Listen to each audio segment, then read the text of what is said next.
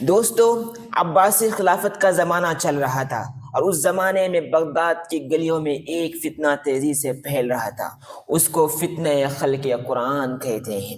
خلیفہ مامون اور اس کے بعد اس کے جانشین معتصم نے بھی یہ عقیدہ لوگوں پر زبردستی تھوپنا شروع کر دیا کہ قرآن اللہ کا کلام نہیں ہے بلکہ مخلوق ہے۔ مسلمان خوف زدہ تھے، ڈرے ہوئے تھے۔ بڑے بڑے علماء بھی اس جبر کے آگے جھکے ہوئے تھے، مگر ایک شخص تھا جو نہ جھکا نہ ڈرا۔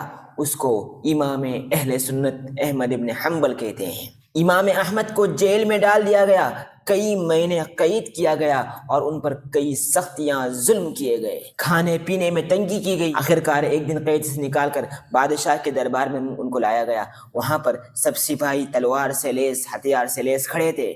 وہاں پر کھڑے ہوئے درباری علماء اور معتزی علماء نے کہا کہ احمد کہہ دو کہ قرآن اللہ کا مخلوق ہے، تم کو چھٹکارا مل جائے گا۔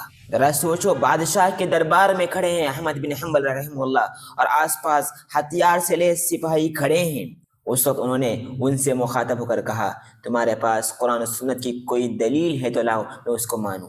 ان کے پاس قرآن و سنت کی کوئی دلیل نہیں تھی۔ امام احمد نے بھی جھکنے سے انکار کر دیا۔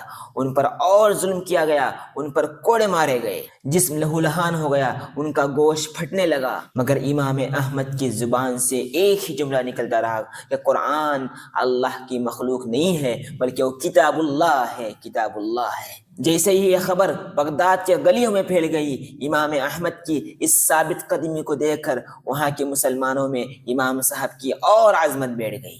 لوگ کہنے لگے، اگر آج دین باقی ہے تو امام احمد کی وجہ سے باقی ہے۔